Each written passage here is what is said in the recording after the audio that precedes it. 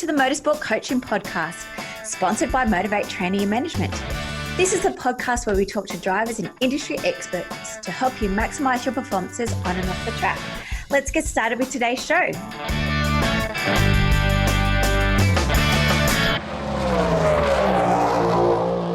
Hello guys, and welcome to episode 59 of the Motorsport Coaching Podcast. I am your host, Belinda Risley, and today, again, we are running with the maybe fourth or fifth episode of content from the Motorsport Industry Conference. And today, this episode comes by Joanne Love, who has actually been a previous guest, again, on the podcast. She was on actually episode number 2. However, today she's going to be talking about the foundation of success, and she's going to share some tips and tricks on how neuroscience can help you achieve your greatest desire. So Joanne holds a degree in business and psychology, using her knowledge to educate others on how psychology and neuroscience can create successful performance outcomes both in Australia and overseas. Her journey started many years ago working as an elite swimming coach representing Australia at the 2008 Beijing Paralympics, and through workshops, mentoring and speaking, she continues to help coaches and athletes achieve success, which has resulted in numerous Olympic medals and world records. So we're very lucky to have the likes of herself and Stuart Walter, Vicky Saunders, Fiona Birch, and Jenny Atkinson join us for the Motorsport Industry Conference, and I hope you guys are enjoying these outtakes. Hi all, my name is Joanne Love, and I'm here to talk to you about the foundations of success and how you can use your mental skills and actions to create successful outcomes for the future. It's so special that I can share my expertise with you, and I'd like to thank Belinda from Motivate Motorsport for the opportunity. Thanks, Belinda. So, who has dreams about what they want from their sport? I'm sure you all do. But we may have those dreams, but then we often struggle to fully articulate what we want or know how we're going to work towards those dreams. How would you feel if you could articulate and plan them out really well for, say, the next 3 to 5 years? So no matter what happens in front of you, or no matter what obstacles you confront, you will always have the guiding principles to keep you on track, and in doing so, protect your greatest asset, your mind. So just have a little think. What would it look like to achieve twice as much as what's happening now? Can you see it? Looks great, doesn't it? Well, with the steps that I'm going to teach you today, I'm hoping that your dreams will soon become a reality and you will win from within. So what happens when we compete? When we win, when we lose, we have this huge roller coaster of emotions that go up and down. At the bottom, there can be upset, depression, angriness. At the top, it can be excitement or happiness. What we do know is that no two athletes are the same, and what may necessarily work for one athlete won't necessarily work for another athlete. But with the information that I'm going to give you today in this presentation, it's going to help everybody handle that emotional roller coaster in a way that everybody can ride it. And this is really important because these wins and losses, they can affect us long term. They can create negative patterns within our behaviour, and they can also affect us mentally. So it's really important that we learn how to conquer that roller coaster and take away the edges on our emotions so that we can cope with them. So what are some of the things that you may be feeling? Added to that emotional roller coaster is some of the feelings that you may be having day in, day out. You're feeling like you're not making the progress that you expected when you started the sport. You might be feeling that you're finding it hard to get motivated. Some days you want to go to train, other days you don't. Some days you want to compete, some days you don't. Or your performances may be adding to your stress levels. You're feeling like you're letting others down. You're feeling like you're letting family down. You're putting so much effort into this, but you're not getting the results, and it's causing you a lot of stress. But what we do know is effective goals protect the mind. But before we go any further, I want to tell you how I got into this field and why it's so important to me. So many years ago, I had a young athlete, he's a swimmer. He was pretty good. When he was 15, he beat Michael Phelps. You probably all know who Michael Phelps is, probably the greatest swimmer the world's ever known. 23 gold medals at the Olympics. Well, this young swimmer was as good, if not better, than Michael Phelps. When he got to 18, we were coming up to our first Australian team. He needed to compete at a meet to get picked on the team. The first day of the meet, we walked into the pool. He turns to me and he goes, "I can't swim today, the water's too blue." I go, "What do you mean the water's too blue?"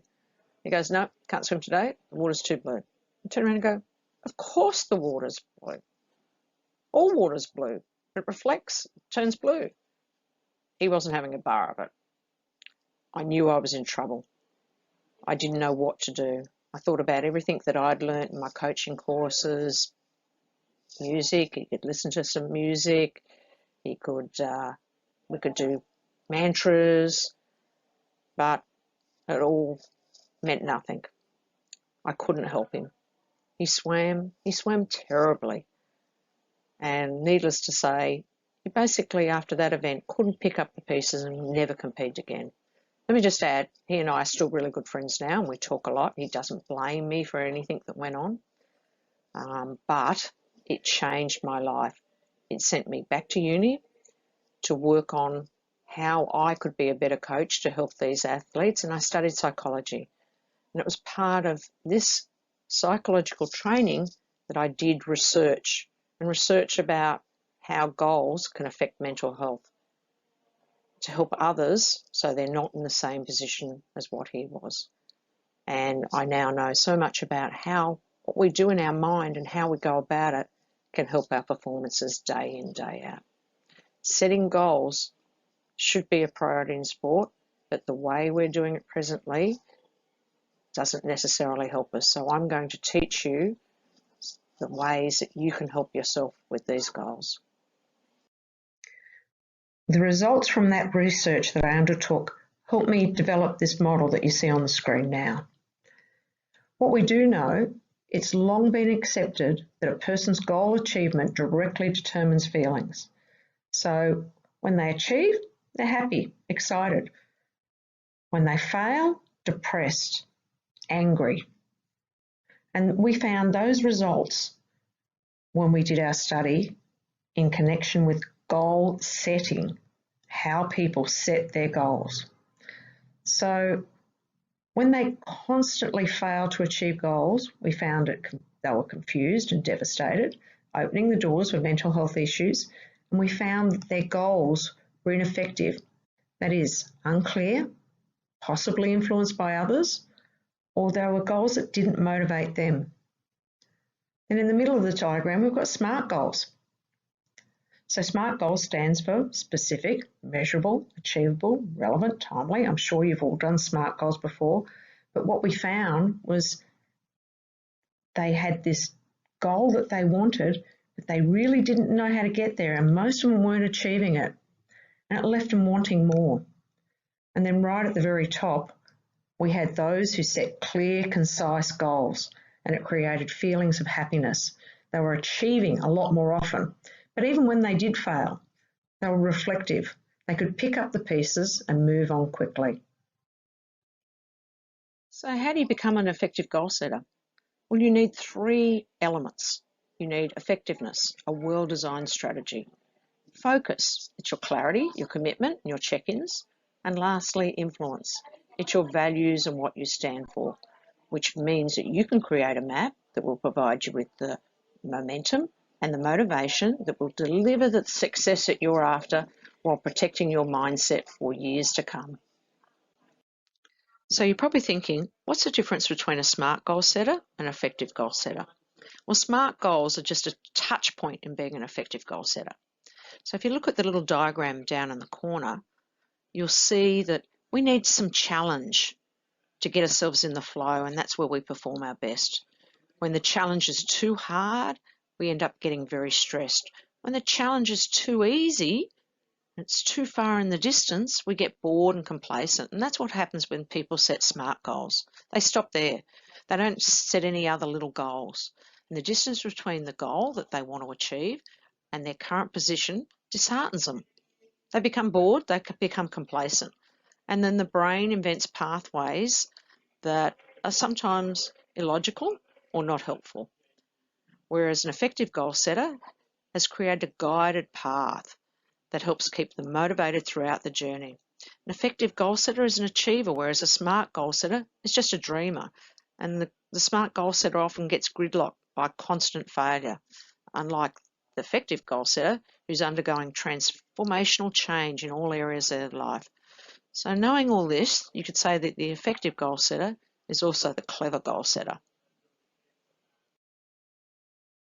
So do you know how good your goals are? We have a little test that you can take to see where you sit with your goals and whether you need to make some changes. This will be included in our information that comes with this podcast. So let's move on now, because I'm going to teach you some of the steps to help you create focus that is effective and that will influence your mindset for years to come and unlock the success that you want. So step 1, your why guides you. Our goals will mean nothing to us unless you have a why, and that why has a purpose. So why do you play sport? Why do you do this? When I ask those that are participating in sport, they often answer, because I simply love racing. But if we don't have a purpose, we don't have a reason why we're doing this, it's easy to become distracted or lose our way. We might race because we love the fun of it, or being with our friends, or because we want to win. We need to know why, and we need to know what that purpose is. When we know our purpose and it's clear and well articulate, that's what separates the best athletes from all the others. And a great example of that is a sailor by the name of Peter Blake. He was a New Zealand yachtsman who'd won a lot of races, the Whitbread Round the World race, the Jules Verne's Trophy, many, many races he'd run in sailing. And he wanted to add one more to his trophy collection, and that was the America's Cup, the 1995 America's Cup. To be a challenger in the America's Cup, you need so much money, but you also need lots of other things to get the boat ready. This includes the sails, the ropes, the winches, the rigging, the crew training. I could go on and on.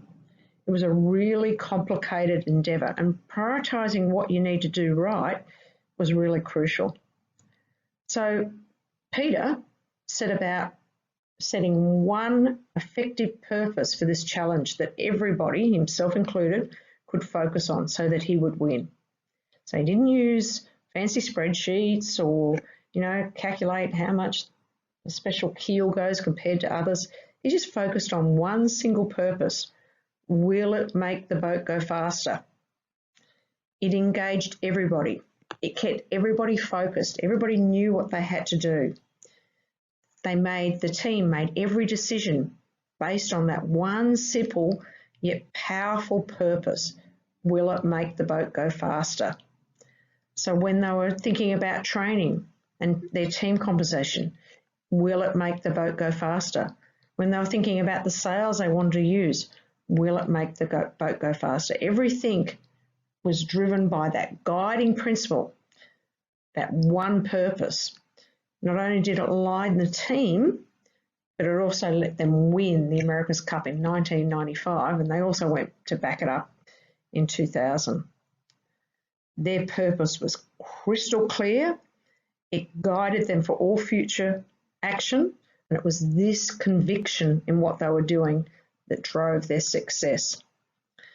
And when we have those three things, when we have the crystal clear purpose, the guidance and the conviction, it allows the brain to relax and focus on what it needs to do, rather than adding stress about worrying about all the uncertainty that's going on. Will this work? Will this not work? So Think about your goals. Yes or no? Do your goals have a purpose? Step 2, your goals are more than smart. We talked earlier about SMART goals. So many people set SMART goals and they stop there. We now know the distance between where they are now and the goal they want to achieve means that they usually become bored and complacent in their actions to get going. Even the best of us struggle to join the dots on how we're going to get from where we are now to the next point. In fact, the brain doesn't like going forward, but prefers working backwards. We call that reverse planning. So when we set our goals, we need to know where we want to be in the future, and then we need to work backwards from that point in little steps. And just recently, researchers have uncovered a new trait called planfulness, and they've found that when people plan out their actions, they're more likely to reach their goals. When we put the two together, we have some really powerful action. And a great example of that is Elisa Camplin. Elisa Camplin was a great athlete. In fact, you could say she was a little bit like a female version of Eddie the Eagle if you've seen the movie Eddie the Eagle. She wanted to go to the Olympics so badly. She was a great gymnast, a great trampolinist, but Australia would not go to the Olympics, and she would not go to the Olympics unless 6 other girls could perform well enough to put Australia on the roster for the Olympics. So she thought, what else can I do? What else can I use my talents for? And she picked aerial skiing. But interestingly, she'd actually never been on skis in her life. So she set about planning. She used reverse planning. She thought that she could make the Olympics for the 2002 Salt Lake City Olympic Games, which was 8 years away. So she set off and went, right, in 8 years' time, I don't only want to be at the Olympics, but I want to win gold. And then she said, right, for 7 years, I've got to probably be in the top 3 in the world. In 6 years, I've got to be on the international circuit. And she worked backwards from there, knowing that she needed a lot of other things. She backward planned, she reversed planned what she needed to do to make her achieve her success.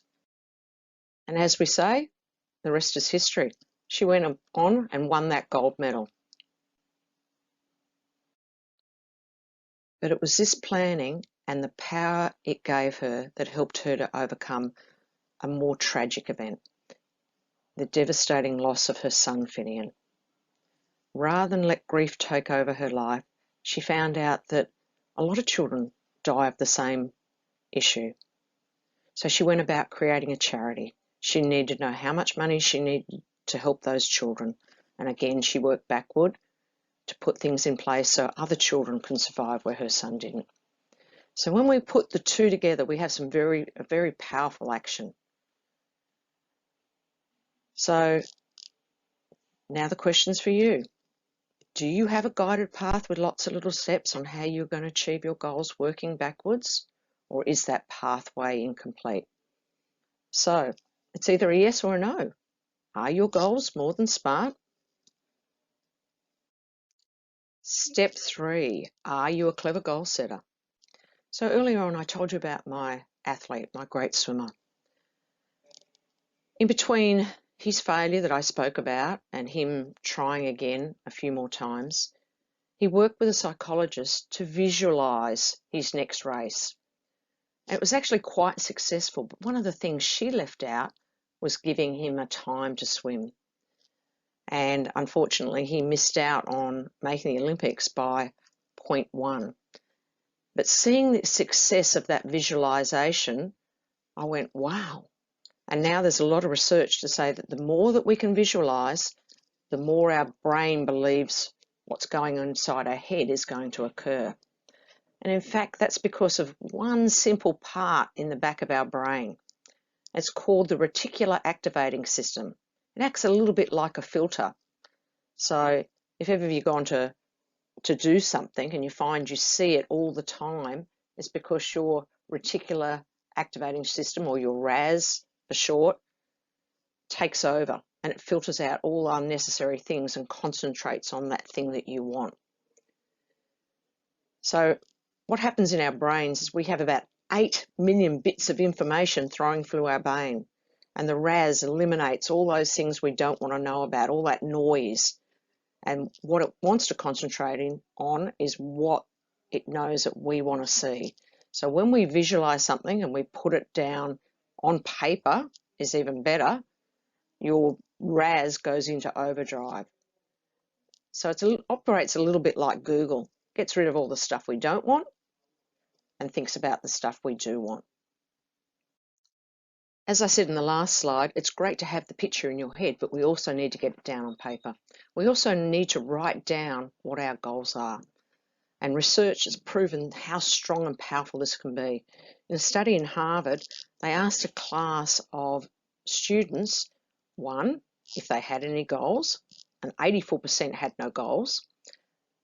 14% had goals, but they weren't written, and 3% had written down goals.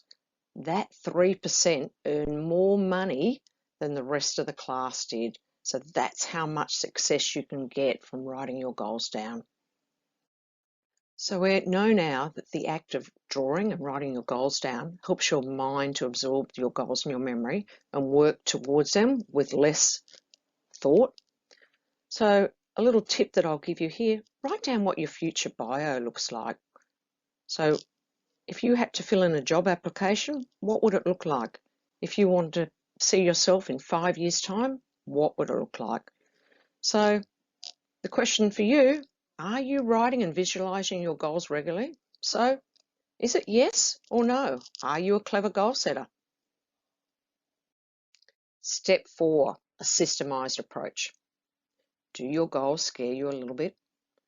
Is your big overall goal moderately hard? Or is it seemingly impossible? Or is it way too easy? This graph is all about your systolic blood pressure. That's the top figure when you have your blood pressure taken. So for example, if you get a score of 120 over 80, it's that 120. And what happens is systolic blood pressure rises when you're about to take action. It actually helps you take that action. So if we make our goals impossible, as you can see on the table, that's when our systolic blood pressure is at its lowest. When our goals are easy, it's not too bad. But when it's moderately hard, it's actually at its highest, and that propels us to act. And the other part of the equation in a systemized approach is steps. Now, you can't eat an elephant in one sitting, can you? You'd look at it and go, okay, what can I possibly eat today? Maybe what can I preserve or put in the fridge to eat later on in the week? What do I need to put aside to store in the freezer for later on in the year? Well, it's exactly the same approach with goals. What are the little steps you need to do now? What are the short-term goals that you need to do daily? What are those that you need to do weekly? What about monthly? Because we just can't take one big step to our goals. We've got to break it right down. And as I said before with the systolic blood pressure in the past slide, what we should actually do is set 2 goals that are relatively easy and 1 goal that should challenge us a little bit more, but not so impossible that our brain doesn't believe it. So the question is, do you have short-term and long-term goals? Do you review them on a regular basis, daily, weekly, monthly, to ensure you're still on track? So yes or no, do you have a systemized approach? Step 5, you reward yourself regularly. So we're going to talk a little bit about drugs, but no, it's okay. These are the body's natural drugs. So in the last slide, I spoke about 2 easy and 1 slightly harder that's going to stretch your goal, and I'll explain to you why now. So have a think about it. Does this sound like you? You've had a great race, you've won, or you've come away with a fantastic result, and then later that day you felt really low. You just don't feel like even getting yourself out of bed. You've got no energy, you're feeling zapped. Well, that's the result of a chemical called dopamine. And what it does, it gives you a hangover. It's a little bit like sugar. Your parents, or you may, as parents, you probably know all about this with red cordial. You have a big load of sugar, it gives you a rush. An hour or 2 later, you come crashing down. Well, dopamine's much the same. When you achieve a big goal, you have this big influx of dopamine, then afterwards your dopamine levels drop drastically when it gives you this emotional low. So a little bit more about dopamine. It's a chemical that responds to our goals. It drives us and motivates us towards our goals. And when you get these goals, it gives you a reinforcing surge of pleasure. We all want it because it feels good. But as I said, if you have too much of it, then it can give you a crashing low. But what we do know is there's a lot of people out there in today's world that are actually low in dopamine. And when you're low in dopamine, it means you've got self-doubt, lack of enthusiasm, and it can actually lead to depression. Whereas those that are high in dopamine or have good levels of dopamine are more competitive, more motivated towards their goals and more motivated towards competition. So what if we could raise our dopamine levels naturally to make us more competitive and hopefully improve our outcomes in the long run? Well, it's really easy to help build our dopamine levels. What we need to do is set clear, concise goals with lots of little finish lines. So you don't want one big goal at the very end. You want lots of little goals. And what we need to do is we need to reward ourselves after every goal. And rewards don't need to be in flash. It can be something as simple as, playing a computer game if you get goal, or, you might need to get your support crew on board, your parents or your friends. And it could be a favourite meal or going to the movies. And coaches, if you're listening, you may want to recognise that athlete in front of the others and put their name in a newsletter or something similar. There's a myriad of ways you can celebrate, but it's this celebrating that's going to help you increase your dopamine level and making yourself more competitive and also helping to protect your mind. So you're probably thinking, well, how do we need to get over the hangover then? Well, we don't want the hangover effect because that makes us miserable after a win. And sometimes it's that low that sort of says, well, is it all worth it? Do I want to go on or do I want to quit? So the easiest way to get over and, well, not to have a dopamine low is to set continuous goals. So as soon as you're getting close to your big goal, set another big goal that's going to leapfrog over it. So once you've competed, instead of coming crashing down, you'll only go down a little bit because you've got that other goal in your view. So when I spoke earlier in the last slide, we spoke about 2 moderate goals and then 1 a little bit harder. So you should have 2 goals that you can get to, you can achieve.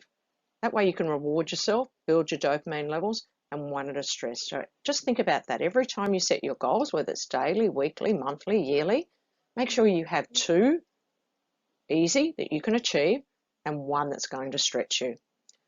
So the question is, yes or no, do you reward yourself regularly? You're not a pushover. Step 6. Everything we do is a matter of conscious choice. Will we go to the gym? Will we stay home? Will we watch a movie? But these decisions we make about what we do are top down, and they're guided by what we need as a human being. Do we need water? Do we need food? Or our responsibility? Should I be doing that for my mother? Should I be doing that for my friend? And these decisions are based on our values and our belief, and they're always directed towards a purpose. But sometimes these decisions can get hijacked by our ego. For example, when we're told we're good at sport, which we might have started playing because our best friend was playing it and we like the enjoyment of being with our friend, our ego kicks in and our motivation changes to competitive. But our ego can become our enemy. It can block our view of reality and create unrealistic expectations and ends up making you reliant on validation for success. And sometimes your ego can overestimate your own abilities. It can underestimate the amount of effort and skill required to achieve your goals. So, we might get told we're good at playing footy, and then we think we don't need to practice because we're so good at it. We've already got the skills. And sometimes our ego makes it harder for you to achieve your goals. And what happens is we end up thinking that we deserve to be on the top team especially if you've had some really good efforts of late. And what we want is we want recognition. We want our parents to say how good we are all the time, or we may want titles or payments. It affects our choices. So you have a choice. You have a choice to do impressive work and control that ego, or you can impress somebody, and that's when the ego takes over. So the question is, yes or no? Are you a pushover? Step 7, you've got a backup strategy. This is our very last step. We're nearly there. So some days are going to be harder than others to maintain our focus. Unfortunately, our dreams become undone when we break our goals and we can't get back on track. So there's some really easy strategies to help overcome this. So one of those great strategies is if-then statements. As I said earlier, our brain's a bit like a computer. So we heard about it with the RAS, that it can filter, but it's also great at making connections between X and Y. So if X happens, Y should happen. So for example, when we're dieting, if we have one big biscuit, then we usually go, oh, I broke my goal, so I might as well eat a few more. And sure enough, half an hour later, you've eaten the whole box. But our goals can still be created if we have statements, if-then statements, because they stop us from going on and eating that whole box. So for example, if I eat one biscuit, then I'll stop at one. Or if I eat one biscuit, then I'll run on the treadmill for 10 minutes. So as I said earlier, our brain is great at remembering if X occurs, then Y happens. Plan is extremely powerful because it creates the behavior that we need to follow. And in fact, this method's so powerful that people who use it are 300 times more likely to reach their goals. It also creates good habits. So you can think about what are some of the obstacles that stop you from going forward. You know, write them down. What's the if? What's the end? It all comes down to preparation. Another great strategy is to have a buddy. You're not a machine, so it's more than likely you're going to fail at some stage. But it will really help if you've got a support system to get you back on track. Your buddy will help make you accountable for your goals. And research has shown that involving others in your goals, even delegating aspects of them to others, is a key driver to helping you achieve your goals. So think of it like a rocket trying to leave Earth's atmosphere. It needs boosters to take off and get you into action. And then once it's in outer space, it gets rid of that booster. So if we have no support, we have no booster to help us get us there. So a buddy can be a friend or somebody on the same pathway. It may be one of your other competitors, or it can even be an app. There's plenty of apps out there that can help you do a similar thing. But really the best type is somebody who is on the same journey as you, somebody who's got similar goals. But it needs to be somebody you trust and somebody will help you keep you committed. And it might just be a reminder call once a week, catch up. Hey, how'd you go with that goal? Did you make it? And it just, what can I do to help you? So have a think about it. Who could be your best buddy on your journey? But now time to answer the question, yes or no? Do you have a backup strategy? So hopefully now with those 7 steps completed, you've taken away what you need to do to improve. So have a think about it. Which is the one step that's going to make the biggest impact on your goals and your future success? And I've got a lovely picture here up on the screen. This is a picture that a gentleman by the name of Felix Baumgartner drew when he was 5. It was a picture of himself parachuting down to the earth from right up near the sun while his family watched on. He was only a child when he started to predict what he wanted to do in the future. Watch on now and have a look at this video. It's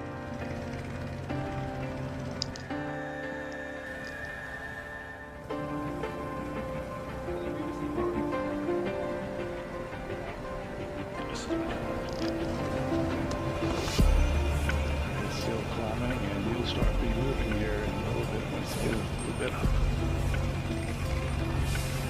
Release. If you're scared, walk away. Cause there's no need to feel ashamed. Yeah, we all feel the same.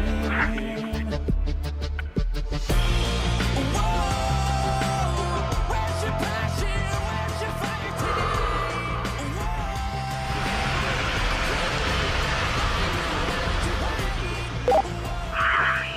All right, now.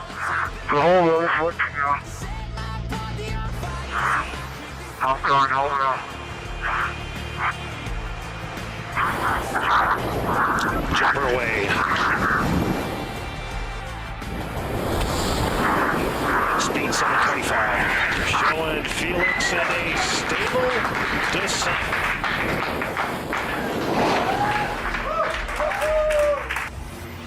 And Felix is back to her safely, the new world record holder.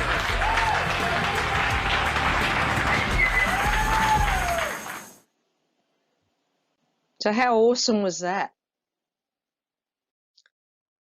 That was really awesome, wasn't it, to see Felix jump out of the sky. He set his goals very early on, knew what he wanted to do. Not only did he set goals for himself, but he set goals for every other team member as part of that jump. So he knew that it was going to be achieved. So hopefully you can take away what you need to do today to go on to make your dreams become a reality.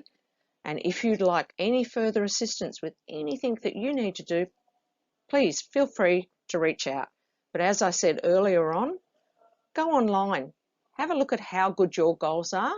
We've got a new online course starting very soon, all about goals.